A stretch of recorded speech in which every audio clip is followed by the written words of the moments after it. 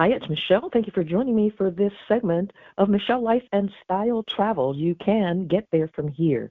Today's destination of the day is Barcelona. And in this episode, I'm going to be talking to you about Barcelona travel advisor or becoming a Barcelona travel advisor.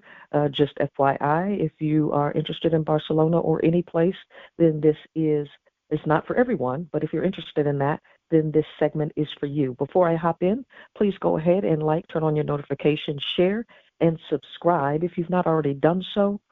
As I always tell you, and I mean it from the bottom of my heart, thank you for your time and for your support. Now, hopping into becoming a Barcelona travel advisor or a travel advisor in general. It allows you, if you are passionate about travel, then you can transform that experience of being passionate about travel into availing yourself of potential opportunities for discounts and perks when they're available. There is no guarantee of those.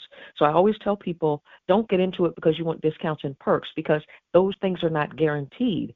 But when you're not a travel advisor and when you're not helping others with their plans, then you also cannot you're not available to know when those things might be available for you too. So even if you just want to, take a little staycation every now and then, sometimes a perk can come in handy. But what I encourage people to do, just like with myself, I've always, for some reason, had this fascination with travel. It may have something to do with the fact that I'm an Army brat. But anyway, or I was raised as an Army brat. But I've been fascinated by it even for places that may not be at the top of my list. It's just something fascinating about that notion and that concept. And so I wanted to, for many years, be a travel advisor.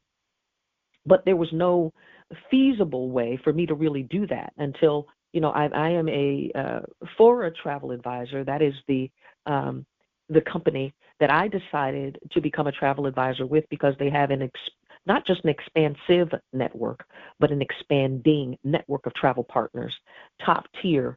You can provide luxury experiences. You can provide mid-tier, whatever the request, that the Fora Travel has tapped into that. So let me talk to you about not just about Fora, which is making this all possible, at least for me, in terms of how I want to advise people and how I want to share, how I want to help and support others in their travel dreams, travel destinations. And so talking about armchair travel, you've heard me say this if you've listened to even just this series of Barcelona, where you're acting as, this is for aspects of travel, incremental travel, which are armchair, area, and then away. Armchair is I'm at home. So how do I bring the destination to me? How do I bring Barcelona home? So you would help then potentially, of course, at the client's request, you would help maybe make a list of things that they could do that are like with things that happen in Barcelona that they could compare or research online or at the library. Salute to libraries, salute to teachers now and always. For those that are really good are the best. And the library is just a wonder to me. It always has been. That's a side note. But in that case, you could help with curating those experiences just at home. What are some of the things that someone who either doesn't want to travel or can't travel or the timing's not right, doesn't matter what the circumstance or situation is. Armchair travel is, I don't have to deny myself part of the experience just because I can't do the whole thing. That's incremental travel. Armchair part is the being at home. But another part of armchair travel we do anyway when we're planning. So you may be incrementally planning a trip to Barcelona, or someone might be, and you could help them with that, understanding what it is they want to do, but also giving them a taste of the experiences while they're planning. You could do local events, scouting for local events in the area phase of incremental travel, regional networking, local language groups, or people who are from that particular destination, in this case, Barcelona, of course, or pre-trip, you could conduct pre-trip workshops, put together checklists to share. And of course, you are the advisor who provides whether it's concierge level experience or whether you connect them to other travel partners who will give them the client that experience. When you think about being a travel advisor, That's what you have to think about. You have to think about, what does that mean to me? What does that look like? Where do I find those resources, and what makes that possible for me? Even if you're working a full-time job as I am, or doing other things, even if you have other businesses, how does this fit in to your vision, not just for your business, but for your life, and how you see yourself helping other humans having good experiences with travel and other things?